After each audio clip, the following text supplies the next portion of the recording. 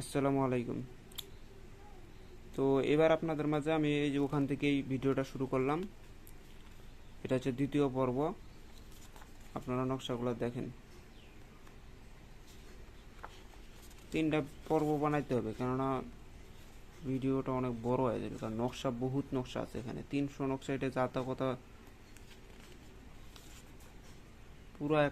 পুরো একটা বইয়ের মতন ওজন এটার।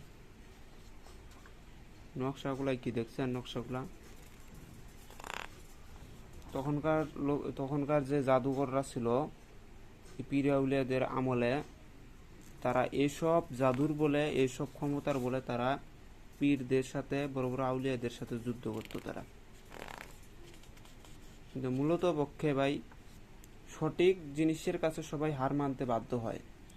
একটা কথা মনে রাখবেন, এই যে আমরা যে আল্লাহ রাসূলের দোহাই দেই, 3 প্রকারের বিদ্যা আছে, 3 প্রকারের শক্তি আছে। কেমন শক্তি? একটা আছে আল্লাহকে খুশি কইরা তার কাছ থেকে কাজ করে নেওয়া, মানে আল্লাহকে খুশি কইরা কাজ করে নেওয়া। আরেকটা আছে আল্লাহকে দোহাই দিয়া কাজ করে নেওয়া, আল্লাহর কাছ থেকে দোহাই দিয়ে আপনি কাজ করে নিলেন। আরেকটা আছে আল্লাহকে বাধ্য করাইয়া কাজ করাই নিলেন। এই যে 3টা পর্যায় আছে। এই যে পীর আউলিয়াদের সাথে যে মানে যে জাদুকররা যুদ্ধ করত, তারা ছিল কি, তারা আল্লাহকে বাধ্য করে এই কাজ, মানে তারা এই ক্ষমতাগুলো অর্জন করছে। মানে আল্লাহকে, মানে এগুলা কুফরি বলা যায়, যে তারা কুফরি করে আল্লাহর মানে আল্লাহকে বাধ্য করে এই শক্তিগুলো তারা অর্জন করে নিচ্ছে, এবং আল্লাহকে বাধ্য করে এই শক্তির ক্ষমতার প্রয়োগ করে। আর পীর আউলিয়ারা ছিল আল্লাহকে খুশি করে শক্তি পাওয়া। তারা আল্লাহকে খুশি করে শক্তি পেয়েছে, সেজন্য করে তাদের শক্তিটা ছিল প্রধান। ওই শক্তির উপরে কোনো শক্তি নাই। আর বর্তমানে আমরা যেগুলো কুফরি লাইনে কাজ করি, যেমন আমার একটা ওস্তাদের ডায়েরি থেকে আমি কিছু নোট, পুরো একটা ডায়েরি কপি করছি। ওখানকার সমস্ত বিদ্যা হচ্ছে আজাদুলের বিদ্যা এবং সমস্ত কুফরি বিদ্যা। ওই বিদ্যাটা কিসের? ওই বিদ্যাটা কি?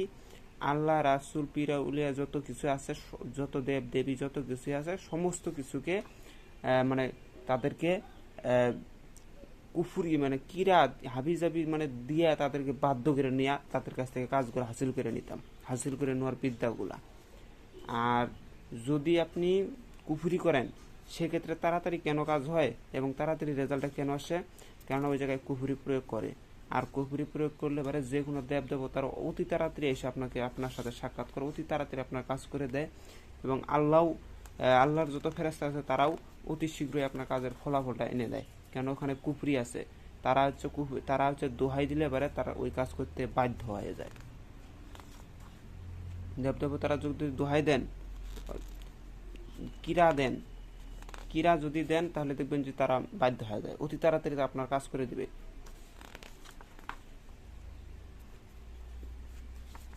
আর যদি প্রেম কইরা, মানে আল্লাহকে খুশি কইরা যদি আপনি কিছু নিতে চান, বা দেবদেবীকে খুশি করে যদি পাইতে চান, তাও পাইতে পারেন। অনেক তান্ত্রিক আছে ভাই, শ্মশানে মশানে পড়ে থাকে, বলে যে আমি ভোলানাথকে সাধন করছি, মা কালীকে সাধন করছি, হ্যান করছি, ত্যান করছি। আসলে ভাই সাধন তো ভাই বললামই তো, একটা হচ্ছে সুসাধন আর একটা হচ্ছে কুসাধন। কেউ কেউ মা কালীকে জোর জবরদস্তি করে বাধ্য করে নেয়।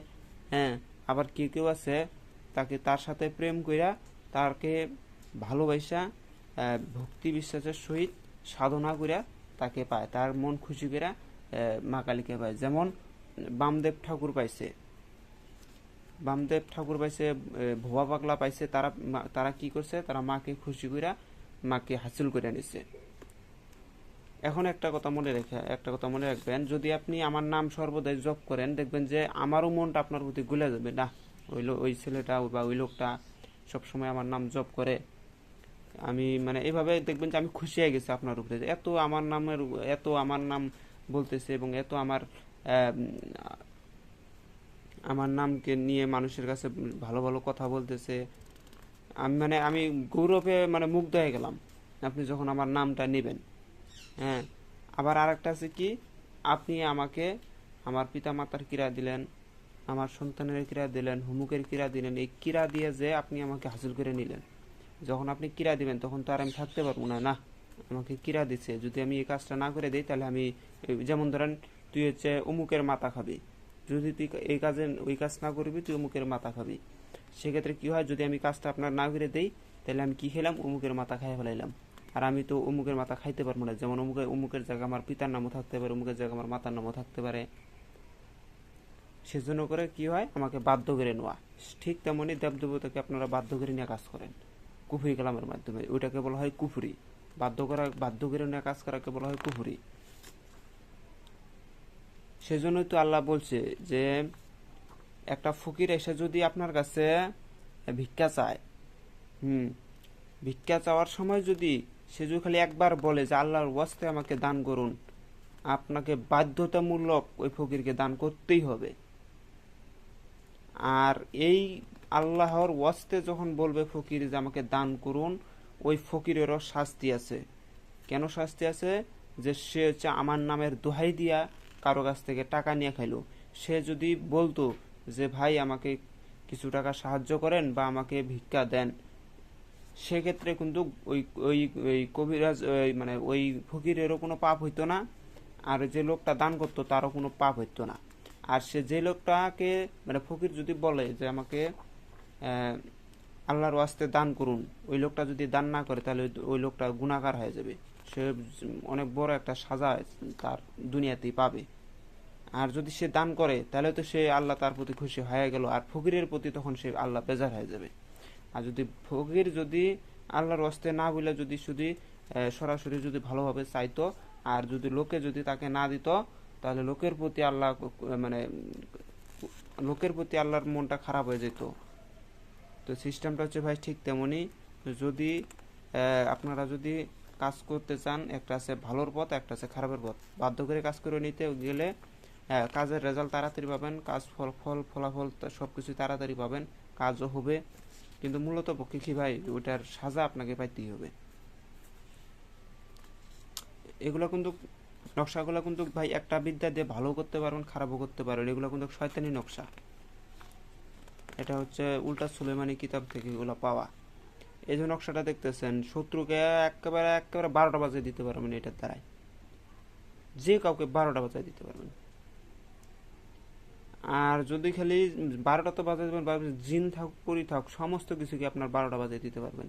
রুগীর শরীরে জিন যাইতেছে না, এই নকশাটা এই নকশাটা রুগীর নাকের সামনে পুরা দেন, ওই জিনের রুগী যেটা ওই রুগীর শরীরের ভিতরে আছে সে সঙ্গে সঙ্গে পুরো ভস্ম হয়ে যাবে।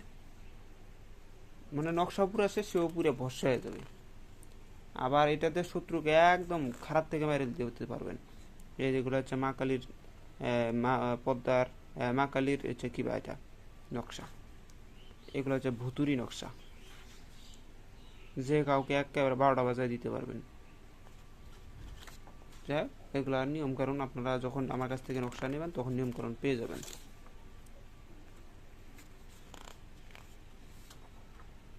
এই দেখেন এখানে হচ্ছে 2টা ফটোকপি করে ফেলাইছে। এই যেগুলো সব কিন্তু মানে ওখান থেকে যতগুলো দেখাইলাম এগুলো সব কিন্তু চালানি নকশা ভাই, সমস্তটাই চালানি। এই যেগুলো সব চালানি, এগুলো হচ্ছে জিন্নাত, জিন পুরি শয়তান, তাদের এগুলার নকশা। নকশাগুলো দেখলে বুঝতে পারবেন যে এগুলো কি ভালো মানুষের নকশা না কি খারাপের নকশা। নকশাগুলো দেখছেন, আকৃতিগুলা।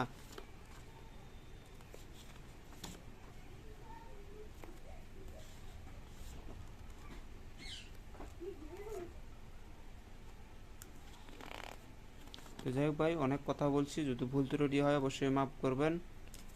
আর নকশা এখনো বহুত নকশা পড়ে রয়েছে, তো এত নকশা আপনাদেরকে দেখাইতে গেলে বহুত সময়ের দরকার আছে। দেখেন এখনো দেখেন কতটি নকশা পড়ে রয়েছে। আর এখানে তো দেখতেছেন যে কতগুলো নকশা চলে গেছে।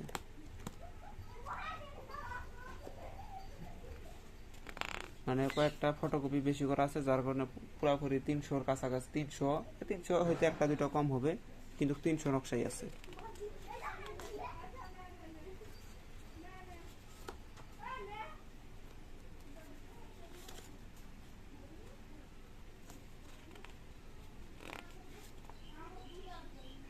এগুলাতে কাজ করবেন। হ্যাঁ, বন্দুকের গুলি মিস হয় কিন্তু এগুলার কাজ মিস হয় না, এটা মনে রাখবেন। বন্দুকের গুলি মিস হয় কিন্তু কাজ মিস হয় না। মূলত পক্ষে যে আমরা কাজগুলো করি, হ্যাঁ আরেকটা কথা মনে রাখবেন, কাজ করার সময় কোনো ভিডিও করে কাউকে দেখাবেন না, এটা নিষেধ আছে। কেননা আপনি কাজের খবর একটা পিঁপড়া যেন না পায়। আপনি যে কাজ করতেছেন, কোন উদ্দেশ্যে কোথায় কাজ করতেছেন, এটার খবর যেন একটা পিঁপড়াও না পায়। তাহলে কিন্তু ওগুলা কাজের অ্যাকশন খুব দুর্বল হয়ে যায়, মক্কেল কাজ করতে চায় না, জিন্নাতে কাজ করতে চায় না। সেজন্য করে এগুলো আপনারা যখন করবেন তখন মানে গোপনে করবেন, না তো এগুলোর রেজাল্ট আপনারা পাবেন না। অনেকেই আছে ভিডিও করে ইউটিউবে দেখায়, আমিও ভিডিও করে ইউটিউবে দেখাই, কিন্তু আমি সিম্পল কাজ করার আগে দেখাই অথবা কাজ করার শেষে দেখাই, আর নইলে আমি বেশিরভাগই দেখাই না। কেননা আপনি যে কাজ করবেন, অনেকেই আছে আপনাকে অনুমতি দেয় না যে ভাই আমার ভিডিওটা ইউটিউবে দেখান, এটার অনুমতি নাই। আর আমিও পছন্দ করি না যে কারোর ছবি টবি হাবি দিয়ে কাজ করলাম আর তার কথা ইউটিউবে বলে দিলাম। এমন তো হইতে পারে যে একজন একটা লোককে মারার জন্য করে কাজ করে নিতেছে। এখন যদি আমি ইউটিউবে ভিডিওটা দিয়ে দেই, এখন যাকে মারবে সে যদি বাইসে যদি আমার ভিডিওটা দেখে ফেলে, তাহলে তো তাদের ভিতরে সমস্যা হবে, আমি নিজেও ফেঁসে যাবো। এই জন্য করে এগুলো কাজ করবেন না। তো 11 মিনিট হয়ে গেছে, আমি ভিডিওটা এখানে স্থগিত করতেছি। আমি পরবর্তী আরেকটা ভিডিও বানাইতেছি, ওটাও দেখবেন। এখনকার যেগুলো নকশা পাবেন সব চালানি নকশা, একটাও চালানি ছাড়া পাবেন না। আর শেষে কিন্তু একটা মজার জিনিস আছে, সেটা হচ্ছে মগা শাস্ত্রের যে নকশাগুলো আছে। মগা শাস্ত্রের অনেকেই বলে যে আপনার কাছে হেই নাই তেন নাই, রাজমোহিনী নাই, হুটা নাই। আপনারা আজকের এগুলো ভিডিওতে দেখে যাবেন যে আমার কাছে কি কি আছে, সব ধরনের নকশা পাবেন।